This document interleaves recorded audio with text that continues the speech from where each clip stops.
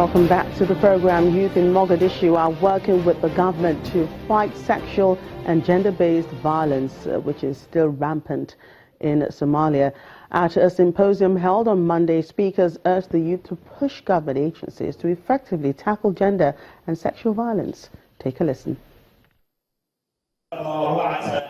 Ifra Ahmed, the director of Ifra Foundation, which campaigns against female genital mutilation, says gender-based violence could be better addressed when other critical issues affecting the youth in Somalia, like radicalization, are tackled. This program is targeting the youth because they are normally targeted for recruitment into terrorism or end up becoming immigrants.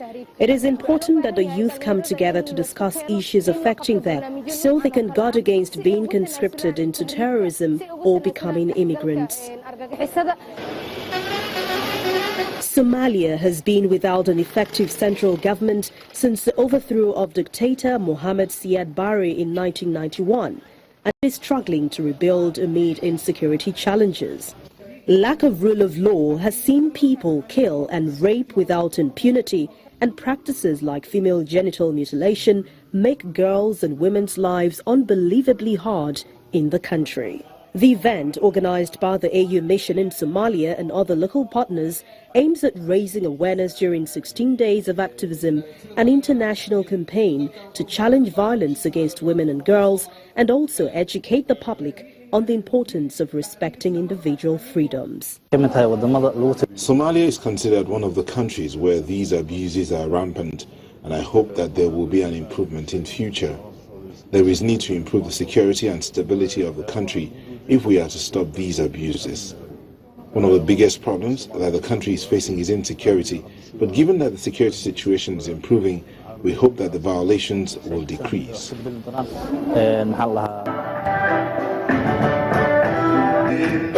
Mogadishu, the campaign wants to train 300 youth from all the 17 districts to raise awareness on human rights.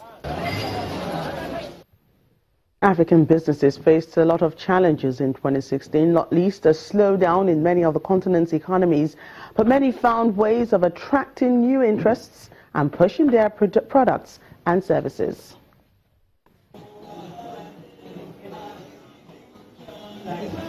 From struggling to secure capital to winning clients, African entrepreneurs faced challenges in 2016, but many thrived despite it all. Tiana Sherman left her home in Missouri, United States to return to a post-war Liberia in 2010 and started a fashion business. She says it wasn't easy at first, finding her grandmother's house riddled in bullet holes and having to run generators all day to do the work. It was an opportunity to have a nice space for people to be able to try on clothes, to shop comfortably, to not have to barter on your prices. And it also was an opportunity for me to show people that Liberians could set up a nice establishment. In Kenya, Dorothy Gatuba was on set with her team, filming an episode of the series Sumula Penzi, a Swahili for Love is Poison. Kenya wants to boost local content to at least 40% on the country's TV stations, and Dorothy's taken advantage of that, but says being a woman presents an extra set of challenges in the business.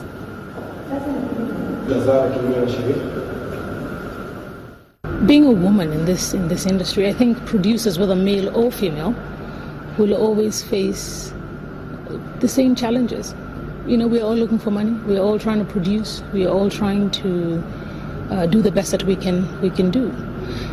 But it is always going to be a bit more difficult for the woman. And the woman tax, that's what I call it, like I pay it.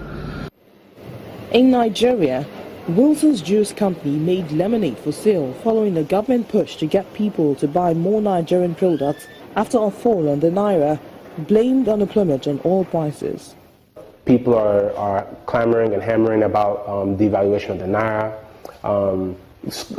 the economy slowing down, so many things going wrong, and we just see this as an opportunity. We've seen it for years, but now we believe this is the time for us to really shine. Ugandan entrepreneur Sharon Nisima made bags out of banana fiber to try and promote the country's fight against polythene bags. The country banned plastic bags in 2007, but there have been some challenges enforcing the ban. I wanted to fight against polythene bags. You know, polythene bags, they take long to rot.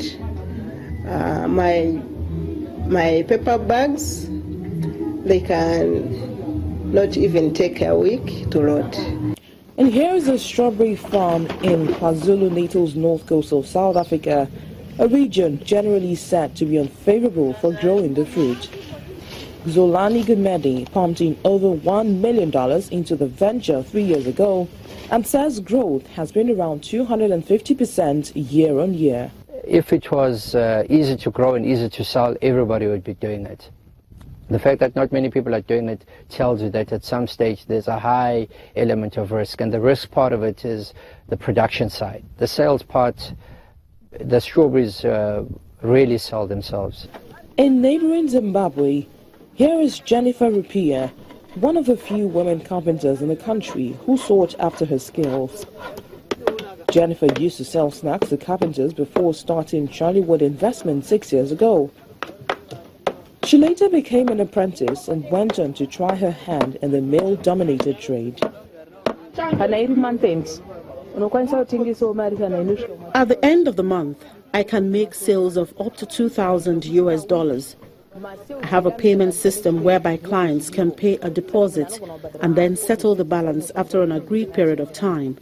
So in a week, I can make sales of between $500 and $1,000 US.